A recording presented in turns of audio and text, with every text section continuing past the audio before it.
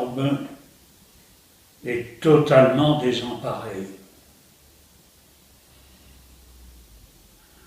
Depuis quelque temps, sa femme aboie. Le phénomène lui est apparu un matin, au saut du lit.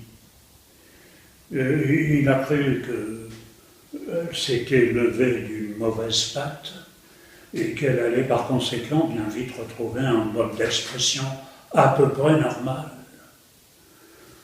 Mais bernique. L'entourage de la chienne s'émeut chaque jour davantage.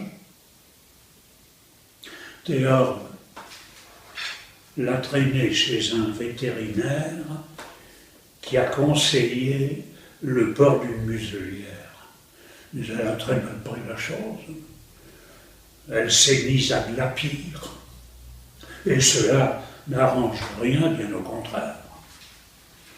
Car, d'une part, elle glapit comme une hyène, et d'autre part, Théorbe craint qu'une de ces nuits prochaines, elle ne se précipite dans le poulailler pour massacrer les quelques poules pondeuses qui ont jusqu'à ce jour échappé au maïs américain. On murmure dans les officines bien informées qu'elle a peut-être entraîné par son solide appétit bien connu de son entourage, avalé trop de couleuvres et mangé trop de vaches enragées. Moi, c'est ce qu'on m'a dit. Enfin, peut-on réellement savoir?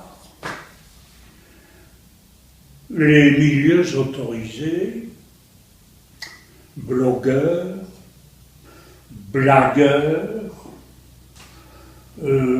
courrier du cœur, courrier des lecteurs, rubrique du cul, conseillers conjugaux et tout à l'égout, en profitent pour bêler, car il n'a pas échappé à tout ce petit monde que de nos jours, Panurge, vous savez Panurge, les moutons, bé, bé, bé, Panurge a le vent en poupe. Théorbe, lui, a pris l'habitude d'aller chaque matin s'aérer sur un banc du jardin public, jusqu'à ce que de lointains aboiements le rappellent au bercail.